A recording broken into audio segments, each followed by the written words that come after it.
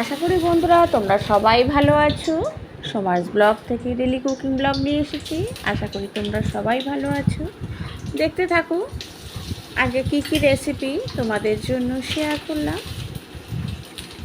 দেখো, আমি কিন্তু বেশিরভাগ সময় কড়াইয়ের মধ্যে নুন আর হলুদটা তেলের মধ্যে দিয়ে দিই। তাহলে কি হয়, তেলটা কিন্তু একদম ছেটে না। এটা হচ্ছে রাঁধুনি ফোড়ন আর শুকনো লঙ্কা ফোড়ন দিয়ে আমি করলাম হচ্ছে মুসুরির ডাল। একদমই খুবই টেস্টি হয় এই মুসুরির ডালটা। ধনেপাতা ছিল না বলে দিতে পারিনি, নামানোর আগে ধনেপাতা দিলে আরও ভালো লাগে। এবার করব হচ্ছে বাটা মাছ। দেখো, বেশ বড় সাইজের বাটা মাছগুলোকে নুন হলুদ আমি মাখিয়ে নিচ্ছি। মাখিয়ে নেবার পরে মাছগুলোকে কিন্তু আমি বেশ অনেকক্ষণ ধরে ভেজেছিলাম, কারণ বাটা মাছ বেশ ভালো করে ভাজলেই ভালো লাগে। বেশ টাইম নিয়ে অনেকক্ষণ ধরে আমি মাছগুলোকে ভেজেছিলাম। ব্যাস, মাছগুলো দেখো বেশ কড়া করে আমি ভেজে নিয়েছি। আমার বেশ ভালো লাগে বাটা মাছ কড়া করে ভাজলে খেতে। এবার কিন্তু একদম সিম্পল করব, পেঁপে দিয়ে আলু দিয়ে করব। খুবই হেলদি হবে এই রেসিপিটা। দেখতে থাকো, কালো জিরে ফোড়ন আর তারপরে দিয়ে দিলাম পেঁপে আর আলুটা। পেঁপে আলুটা নুন দিয়ে আমি কিন্তু ঢেকে পুরোটাই ভাজতে এমনভাবে ভাজবো যাতে সেদ্ধ হয়ে যায়। কম আঁচ করে ভেজে নেব। পেঁপে আলুটা ভালো মতো সেদ্ধ হয়ে গেলে দিয়ে দিলাম জিরে আর ধনের গুঁড়ো। তার সাথে দিয়ে দিচ্ছি আদা থেতো করে দিয়েছি। দেখো কতটা সামান্য তেলে কিন্তু আমি রান্না করছি।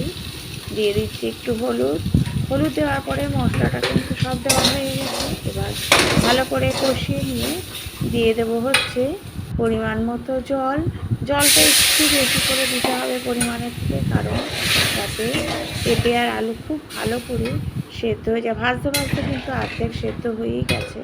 দিয়ে দিলাম জলটা ভালো করে সেদ্ধ। দেখো, টমেটো দিয়ে দিয়েছি। যখন জলটা ফুটে উঠেছে তখন আমি একটুখানি টমেটো দিয়ে দিয়েছি, অর্ধেকেরও কম। তারপরে দিয়ে দিচ্ছি হচ্ছে মাছগুলো দিয়েও কিছুক্ষণ কিন্তু আমি ফুটিয়ে নিয়েছিলাম। তাহলে মাছগুলো ভালো মতো সেদ্ধ হয়ে যায়, খেতে ভালো লাগে। নামানোর আগে দিয়েছিলাম একটু একটা এলাচ থেতো করে দিয়েছি। রেডি হয়ে গেল বাটা মাছ। এবার কিন্তু রান্না করব, দেখতে থাকো। দিয়ে দিলাম হচ্ছে গোটা জিরে ফোড়ন, তার সাথে একটু টমেটো, আদা আর কাঁচা লঙ্কা। তার সাথে দিলাম একটু জিরে আর ধনের গুঁড়ো, নুন আর হলুদ। রান্না হচ্ছে পেঁপের তরকারি। মশলাটা কিন্তু তেলের মধ্যে সব দিয়ে ভালো করে আমি কষিয়ে নিলাম। জিরে ধনের গুঁড়ো, গোটা জিরে ফোড়ন দিয়েছি, জিরে ধনের গুঁড়ো দিয়েছি। তার সাথে দিয়েছি আদা, কাঁচা লঙ্কা আর টমেটো একদমই সামান্য পরিমাণে দিয়ে মশলাটা আগে কষিয়ে নিয়ে পেঁপেটা দিলাম, কারণ পেঁপেটা কিন্তু একদমই ভালো করে আমি সেদ্ধ করে নিয়েছি। এই মশলাটা দেখো, মশলার সাথে পেঁপেটা একটু ভেজে নিচ্ছি। আর পেঁপের যে জলটা আছে, প্রেশারে সিটি মেরেছিলাম, এই জলটা একদম ফেলবে না। ভীষণ হেলদি পেঁপের এই জলটাই কিন্তু আমি এর মধ্যে দেবো। তারপরেই কিন্তু টেস্টটা আছে। দিয়ে দিলাম পেঁপের জলটা দেওয়ার পরে কিন্তু আর বেশিক্ষণ লাগবে না। চিনি আর এলাচ আর একটু ঘি। ব্যাস, নামানোর আগে কী দিলাম, চিনি দেবে, একটু ঘি দেবে আর একটা এলাচ থেতো করে দেবে। দারুণ হয়েছিল। আর একটু ডাল সেদ্ধ আমি তুলে রেখেছি, আমার বর খেয়ে গেছে। এটা হচ্ছে আমার বরের অফিস যাবার মেনু। তারপরে করব হচ্ছে রাজমাটা। দেখো, আগের দিন কিন্তু ভিজিয়ে রেখেছিলাম ঠান্ডা নর্মাল জলে। তারপরে প্রেশারে সিটি মেরে নিয়েছি হচ্ছে আদা, কাঁচা লঙ্কা, রসুন, পেঁয়াজ আর তার সাথে একটু টমেটো। এটা পেস্ট করে নেব। তারপরে দিচ্ছি হচ্ছে রাজমার জন্য ফোড়ন। দিলাম গোটা জিরে, শুকনো লঙ্কা আর এই যে পেস্টটা করেছিলাম সেই পেস্টটা দিয়ে দিলাম। তার সাথে দিলাম নুন আর হলুদ দিয়ে মশলাটা কিন্তু আমি খুব ভালো করে কষিয়ে নেব। মশলাটা কষানোর উপরে কিন্তু রাজমাটার টেস্ট আসবে। রাজমা খাওয়া কিন্তু শরীরের জন্য ভীষণ ভালো, আর আমার মেয়ে কিন্তু ভীষণ ভালো খায়, সেই জন্য বিশেষ করে আরও করি। আমার হয়তো খুব একটা ভালো লাগে না, কিন্তু রান্না যেভাবে করি সত্যিই ভালো লাগে। একদিন দুদিন আমি খাই, যখন করি আমি খাই, সত্যিই ভালো লাগে। দেখতে থাকো, ঠিক এইভাবে করবে, দারুণ টেস্ট হয়। ভাতের সাথেও কিন্তু খাওয়া যায়। রাজমা চাওয়াল কিন্তু খুবই বিখ্যাত একটা খাবার। দেখো রাজমাটা দিয়ে দিলাম, বয়েল করাই আছে। আর চাটুতে আমি কসুরি মেথি দিয়ে দিলাম। কসুরি মেথি একটু ভেজে দেবে, তাহলে কসুরি মেথির টেস্টটা ভালো লাগে রান্নায়।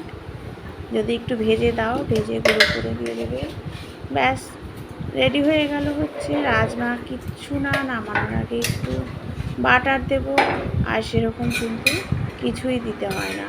যেইভাবে করলাম ঠিক সেইভাবে করো। আর তোমরা কমেন্ট বক্সে জানিও যে কেমন হয়েছে।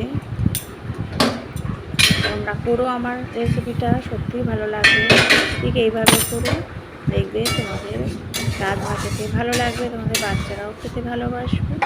নামানোর আগে দিলাম হচ্ছে বাটার, ব্যাস রেডি হয়ে গেল রাজমা।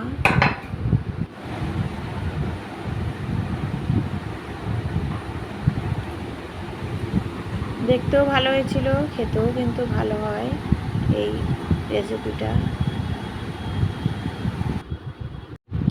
তারপরে করব হচ্ছে চিংড়ি মাছ দিয়ে সর্ষে বাটা দিয়ে, একদম ইজি পদ্ধতিতে। সর্ষে বাটাও দিইনি, গুঁড়ো দিয়েছি। দেখো ইনস্ট্যান্ট একদম রান্না হয়ে যাবে এটা দিয়ে, কিন্তু এই পদেই কিন্তু একটা পদেই খাওয়াও হয়ে যায়। প্রথমে চিংড়ি মাছগুলো কিন্তু আমি নুন হলুদ দিয়ে ভালো করে ভেজে নেব। আর কড়াইয়ের মধ্যে যদি তোমরা নুন দিয়ে দাও, তাহলে কিন্তু একটু কম ছেটে কোনো কিছু ফোড়ন বা কোনো রান্না দেওয়ার আগে নুন দিয়ে দেবে তেলের মধ্যে, তাহলে কিন্তু তেলটা একটু কম ছিটে আসে। আর খুবই হালকা করে চিংড়ি মাছ ভাজতে হয়, সবাই জানো তোমরা, তাও বললাম। আর নিয়েছি হচ্ছে একটা গুঁড়ো সর্ষের যে গুঁড়ো আছে, সেটাকেই ভিজিয়ে রেখেছি জলে, কাঁচা লঙ্কা, নুন আর হলুদ দিয়ে। তাহলে নুন হলুদ দিয়ে যদি কাঁচা লঙ্কা দিয়ে ভিজিয়ে রাখো, তাহলে কিন্তু তিতো হয় না সর্ষেটা, সেই জন্য ভিজিয়ে রাখা হয়েছে। চিংড়ি মাছগুলো খুবই হালকা করে আমি ভেজে নিচ্ছি, কিন্তু সব যেন ভালো করে এপিট ওপিট সব দেখে নিতে হবে, যাতে ভালো করে ভাজা হয়। কারণ আমি বলেছি খুবই চটজলদি এটা রান্না করব। দেখো ভেজে নিয়েছি, তারপরে এর মধ্যে দিয়ে দিলাম হচ্ছে একটু কালো জিরে। কালো জিরেটা দেওয়ার পরে একটু নাড়াচাড়া করে নিচ্ছি। চিংড়ি মাছগুলো একটু এপিট ওপিট করে নিয়ে একসাথে কালো জিরাটা একটু ভাজা হয়ে যাবে। তারপরে দিয়ে দেবো হচ্ছে সেই সর্ষের গুঁড়োটা। সর্ষের গুঁড়োটা কাঁচা লঙ্কা দিয়ে যে ভিজিয়ে রেখেছিলাম, সেটা দেওয়ার পরে কিন্তু আর বেশিক্ষণ আর রান্না করতে হবে না। এটা একটু হালকা ফুটে আসলেই কিন্তু রেডি হয়ে যাবে। দেব হচ্ছে একটু নুন দিলাম, আর একটু চিনি দিতে হবে।